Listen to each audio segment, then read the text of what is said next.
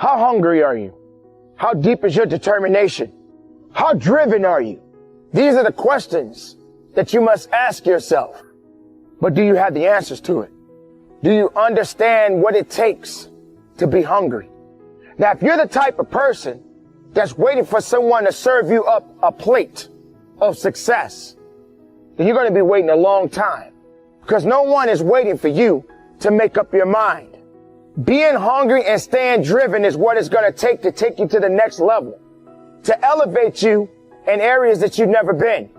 Being hungry and driven is important. It's more important than sleep.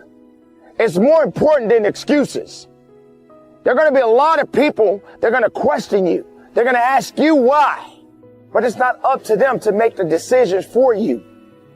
Your success depends on you. How hungry are you? How driven are you? Do you go a full day without a meal? Are you the type of person that likes only to eat once a day? Now, how do you survive off of one meal a day? Well, you may be thinking, well, people do it all the time. But we're not talking about food nourishment. We're talking about what's inside, what really you're looking for, what exactly that you want out of your life. A different type of hunger. A hunger for success. A hunger to follow your dreams and to get exactly it is what you're seeking in life. Standing out here in this desert, there are many different animals, creatures that roam throughout this desert. And things out here get eaten or they eat. And you have to ask yourself, which one are you? Because no matter what's going on out here, the art of survival is to survive, to live. And that's what these animals do. So what kind of animal are you? Are you really hungry? Are you driven? Are you determined? Do you want it? Are you going to do everything that is necessary to get it? Because there's no pity out here in this desert. If you don't go after what it is that you are seeking to satisfy your hunger, then you're going to starve. And when there's weakness, something else is going to come along and eat you up. Let's talk about excuses. Why are they so important to so many people? Why do people tend to hold on to these things? We talk about excuses all the time. You know why? Because excuses seem to be the narrative in most people's life. Which one are you? Are you going to set aside the excuses? Are you going to serve up that plate of opportunity? Are you truly going to eat the right way instead of starving yourself, feeding off excuses? Hungry. Yes. Stay hungry. Every day you should never be satisfied.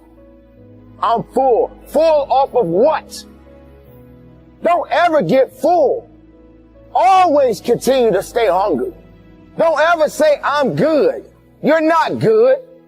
Don't ever say you're okay. Okay is not going to make it for you. Where do I begin? In teaching you the lessons of life, all I can say to you, you have what it takes to make it happen. I want you to stop limiting your beliefs. Limiting your beliefs is stunning your growth. Limiting your beliefs is putting you at a halt for you to get to the next level. They looked at the most successful men and women of the world, and they found that they had like 7, 8 things in common.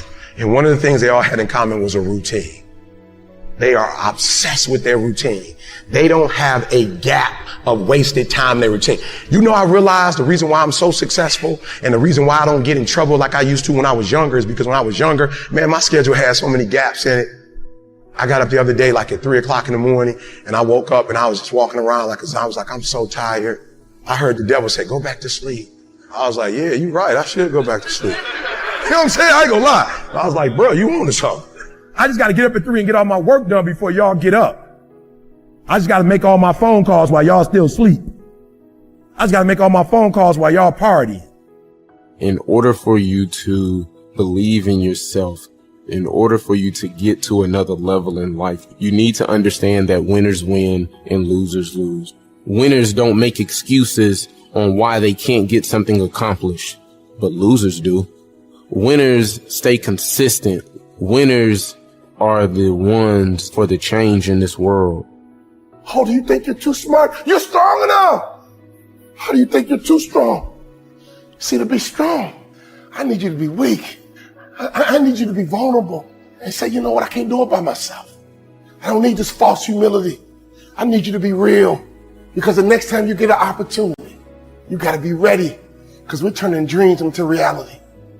Let's make it happen right now. Me and you, let's make it happen right now. Me and you, because you're smart enough. Losers, they have a limited belief system in their self of making excuses, procrastinating, being lazy. And we're going to make it happen, my man. Hey, sister, we're going to make it happen, but you got to get out your comfort zone. You got to do something you've never done before to get something you never had. We got to make it happen, and you got to take advantage of it. You got to maximize the moment to make it happen. So I'm talking to somebody right now because there's somebody that's believing in you and that's cheering you on and that's supporting you and they're rooting for you, but you're not doing what you need to do in order for you to maximize your potential. So right now you're being a loser. And what I need for you to do and what I need for you to become and who I need you to be is I need you to be a winner. Why? Because winners win and losers lose. So I need you to stop making excuses and I need you to move forward and I need you to change and I need you to do the things that you need to do in order for you to win. Because winners win. The clock keeps ticking. I need you to rise up right now. And I need you to create something good. Make it happen. Let me break this down just for a moment. Make means to create something. Now, I'm not even going to talk about creating something good. I'm not going to talk about creating something bad. Make it happen. What I'm talking about is that when you make something, you create that thing. And so my question for you is simple. You already know.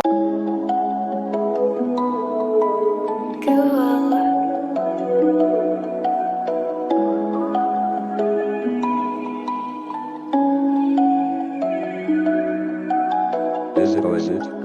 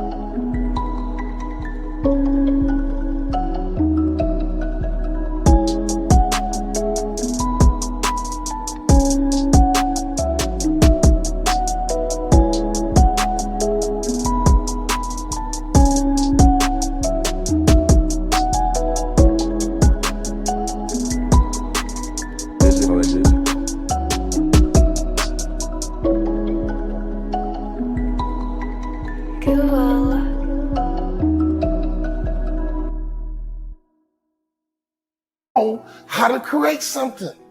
In fact, you've created something already. Don't look at me like that. Don't look dumbfounded. You are too old to realize that you have not made something already. You've been on this earth way too long not to understand that. You have been designed by God to create. You're innovative. You're passionate. But my question is, do you like what you have created so far? I mean, think about it. Based on your life up until this moment, do you like what you have created so far? Are you proud of what you created so far? Are you excited about what you created so far? By what you created so far, does it make you happy? See, I've seen millions of people who've been successful. I've seen millions of people that are successful. I mean, they made it happen. This whole world is full of people making it happen. So the question for you is right now, do you like what you made so far? See, successful people who make it happen and feel good about what they do, they listen to the right people. No matter how bare or meager, at the end of the day, you have the right to be able to say, I'm going home. And I don't care how funky of a day you had, man, if I could just get to my house, I don't care what it looked like. I don't care what the furniture looked like in there, but man, if I could just turn the key and shut the door and be in my house, that's just a moment of relief. I didn't have that. I wouldn't gotten me. Your car's not a home. And ain't no moving around. Once you get in the front seat, you're pretty much there. It was very, very difficult, man, but it put a determination in me too, because I was determined. I was determined to be something. And my dreams of being a TV personality was bigger than, I was homeless, man. I mean, you're in a position where you're going, I got nowhere to go except up. I might as well keep hustling. I was in comedy. I just wasn't making nothing. All the money I was making, I was sending back home to my wife and kids. That didn't last long. She got tired of that real fast. But I couldn't go back to Cleveland because I wouldn't have enough money to drive back down south to perform. One time I drove to the house in Cleveland. I finally got enough money. I drove to the house in Cleveland and everybody was gone. I didn't see my kids for almost 2 years. I ain't see her, nothing. So they just left, boarded up the house. So next thing you know, I'm in the car. I lived there, but it taught me determination, man. I'm a really, really determined person.